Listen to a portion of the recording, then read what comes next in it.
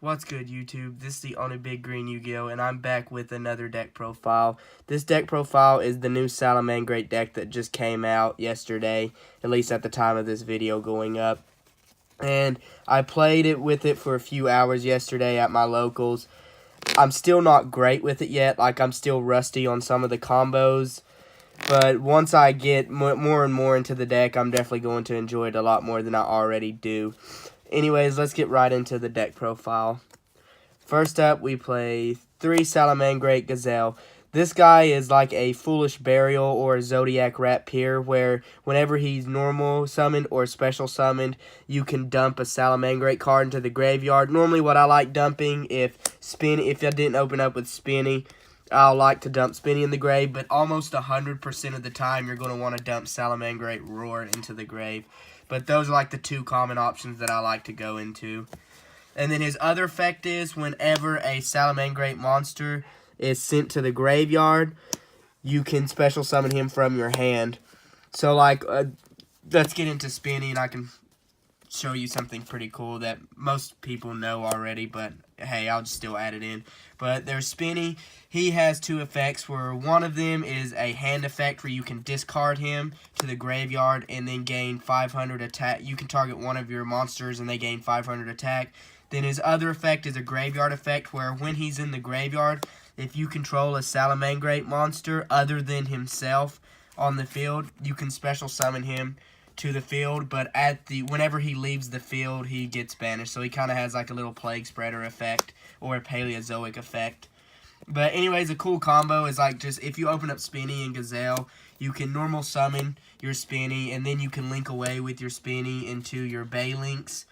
And then whenever that happens, Baylinks, you can activate Baylink's effects as Chainlink 1 and then Chainlink 2. Then this guy will special summon since he's being sent to the graveyard.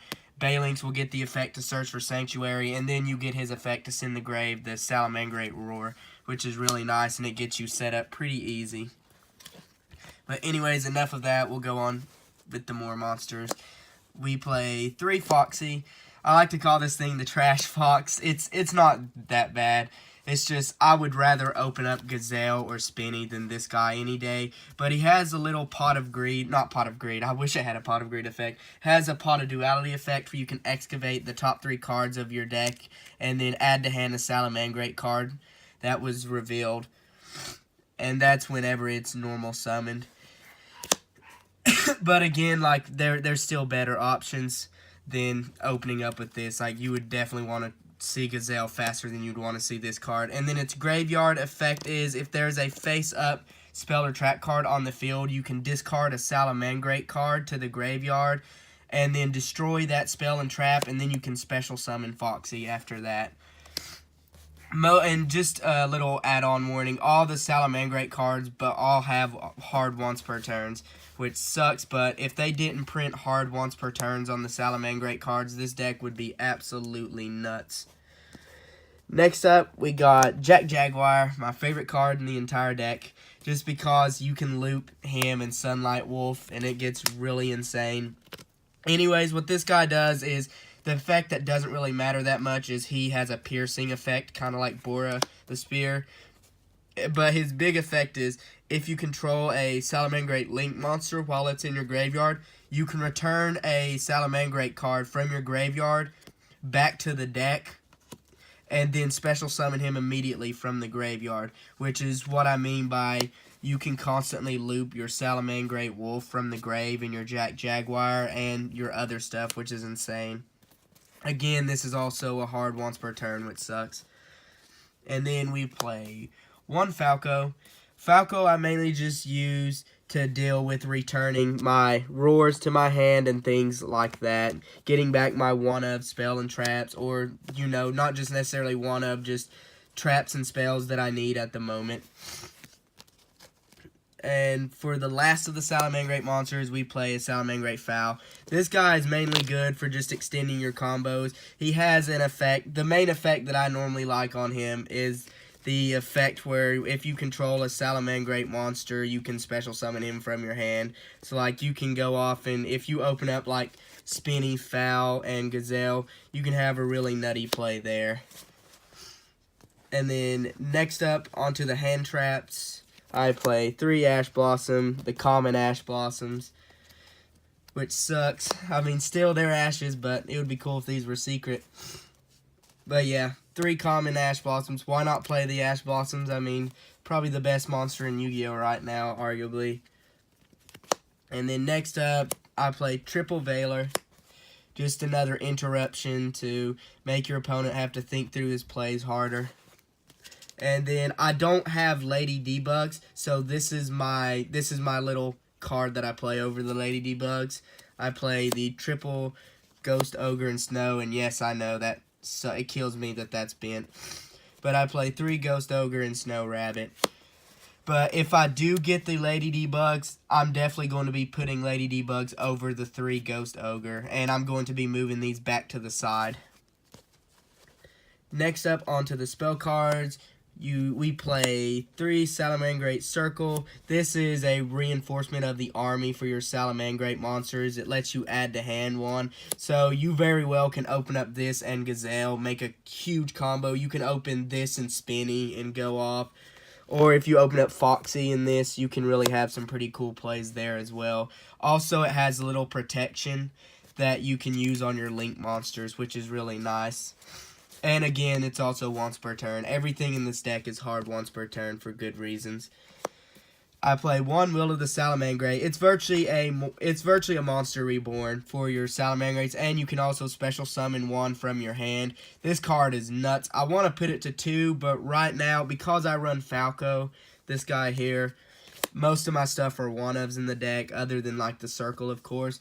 But if I ever cut Falco, I'm definitely going to move this to 2. But for right now, since I'm playing Falco, I'm only going to play 1 of this thing. And also, it has an effect to where if you control a Link monster, you can special summon up to a number of monsters from your grave equal to the Link markers, I believe. And then next up, play the 1-of Field Spell. You only really play 1. There's no point in playing 2 or 3, considering that Baylinks searches it out anyways. And it makes it to where you can use like Sunlight Wolf to go immediately into Sunlight Wolf, or you can use Baylinks to go immediately into Baylinks and stuff like that. So there's really no point in running more, because again, Falco can add this back to your hand anyways. And with the Battle Phase effect, I don't really care much for. Next up, we play the 1 Fusion of Fire. It's mainly just used to get out this big boy right here and OTK your opponent. And then we play the 1 Super Poly again, just for getting out this big boy and OTKing the opponent. I play 2 Called by the Grays because this deck, trust me from testing, if your opponent opens up at least 2 or 3 interruptions, you are screwed. There's like no way you're playing through that. If they hit the right card at the right time, your turn is pretty much almost over at that point. So I definitely play 2 of these. I might play 3 of them, just because of how bad hand traps interrupt this deck so hard. And the fact that I'm still learning the deck and learning some of the combos, 1 hand trap can really nail me in the butt. No homo.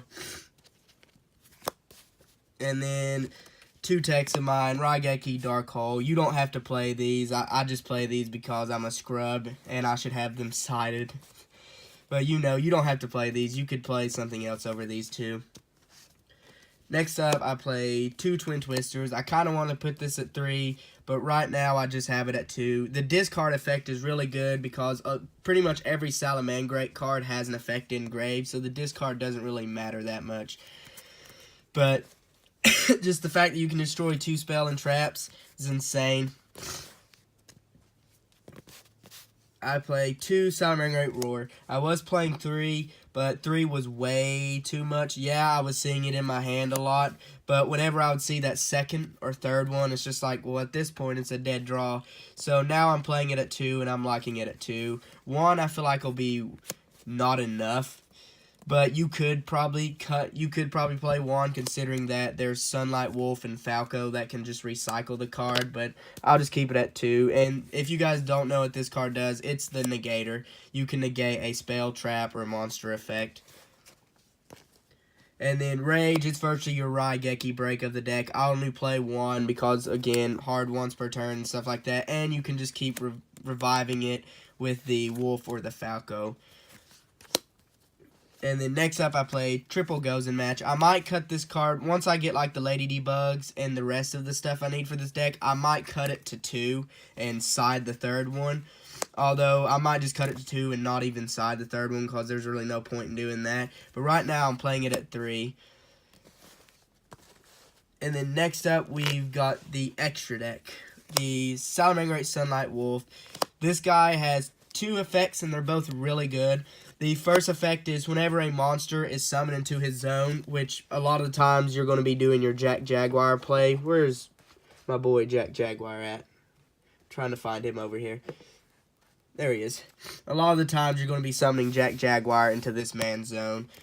But whenever a card is special summoned into his zone, you can add to hand a Salamangreat monster from your graveyard. But you can't summon that monster or activate that monster's effects until the end of your turn. But still, I mean, adding Gazelle back or Spinny back for a combo for next turn is going to be really good. And then the other effect is if you use a Salamangreat Sunlight Wolf to link into a Salamangreat Sunlight Wolf, which is possible with the field spell, then you get to add back to hand, during your main phase, once per turn, you can add back to hand a Salamangreat spell or trap, which is what I mean by, because you run this guy in Falco, you don't really have to run 3 of your Salamangreat spell and trap cards. Next up, we got the Balinx. It's probably one of my favorite cards in terms of art design on the card. I really love the artwork on this thing. It reminds me of Wind Up Kitten from back in the day. But anyways, this is your searcher for the field spell. This card's the reason why you really only need to play 1 field spell. But if you have Lady Debug, you can just go Lady Debug and then do the spinny combo that I showed earlier in the video. And it just gets nuts if you have the debug. So I'm really going to try and get the debugs. But for right now, it's not going to be as busted without the debugs. But the other effect is it has a graveyard effect where it's like a Necro Gardener where you can banish it and then protect a Salamangreat monster from battle or effects. Next up, we play 3 Heatleo. To be honest, I really want to put this card down to 2. I don't really like 3. And testing of all day yesterday, I only went into this guy once. I don't really care much for him. You guys might, like, he has an effect where he can bounce back your opponent's spell and traps, and then he has the other effect where you can add things back to hand and then bounce a monster back to their hand. But other than that, I don't really care much for him. But that's just my opinion. You guys might like him differently. I play Doolittle Chimera. This guy is just because I don't really have Nightmare Phoenix. And I really should. All of the cards I'm naming right now that I don't have are actually fairly cheap. Like Debug at the making of this video is only $8, which isn't too bad. Chimera is not, or not Chimera, but a Nightmare Phoenix isn't that bad either. So I really should pick those up while they're still somewhat cheap. But yeah, this guy's just an extra deck filler for now. I play the 1 Borreload. Again, if you have Borosword or something like that, you could play over this. But I did make Borreload twice yesterday, and both times it won me the game, which was nice. So I'm still going to be playing this boy. 1 Scaldy. This card is in the candidate of probably going to be banned, which I'm going to be... He probably needs to be banned, but I'm going to miss him if he does. But I'm still going to play him while I can. Just the fact that you can draw 4, put 3 back, extend combos and extend your plays and things like that is very nuts busted. And then how he gives the boosted attack, which doesn't really mean a lot considering that this deck can OTK consistently with just 2 cards. But still, that draw 4, send 3 back is killer. Next up, we got 3 Mirage Stalio. You could probably get away with playing 2 of this guy. Again, like Sunlight Wolf, I'm getting away with playing 2 Sunlight Wolf. You could cut like 1 of him and play a 3rd Sunlight Wolf, or you could cut a Heatleo and play a 3rd Sunlight Wolf. But you could probably get away with playing just only 2 of this guy if you wanted to. He's virtually a special summon from deck. You can detach a Xyz material, and then normally you're going to want to go and special summon Jaguar, especially if you're going turn 1. You want to probably grab the Jaguar. At least that's the way that I do it. You guys might want to do it better, and who knows, maybe there is a better way out there. And then he has another effect. Whenever he's linked off into a link monster, you get to spin a card back to your opponent's hand. Or a monster. I believe it's just a monster. My bad. I might have just read it wrong from yesterday. You can target 1 monster. Yeah, a monster. Actually, yesterday I had a misplay But the good thing is it was just testing and stuff. I accidentally I thought this card popped a card, which would have been a whole lot more insane, but it just sends back, which sucks. Also, if you activate the first effect, you can only special summon fire monsters.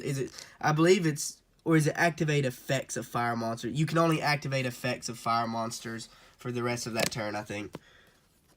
But it doesn't really matter that much, considering that the only non-fire monsters that I play in the extra deck are Saryuja and Borreload. And then lastly, we got the big fusion guy, Violent Chimera. This guy is mainly just used for OTKing and making your opponent salty. And then for the extra deck, I literally, again, like I've only been testing. I literally don't have an extra deck done yet. But once I get the debugs, these are going to be the Ghost Ogre for sure. I might run Rivalry of the Warlord in here, like 2 Rivalry or something like that. But it's your guys' extra deck. Again, like this is your guys' deck too. This video is just to show you a direction to go. By all means, do not copy my deck, because I'm still learning just like you guys. Some of you guys are learning too. But anyways, I hope you guys enjoyed the video. This is a fun deck to play. I really enjoy it from the few hours that I've had to play with it. And I'm probably going to start playing it a whole lot more too. The way it feels, for me, it kind of feels like Zodiac's did. Not in terms of the way you set your board up, but in terms of how one card can lead to multiple combos. How Rat could lead to multiple combos in Zoo and things like that. So I really enjoy this deck, and it's a lot of fun. Just right now, I don't think it's going to be the best deck, but it does have potential to be up there. Anyways, I hope you guys enjoyed the video. Thanks for watching, and I'll see you guys.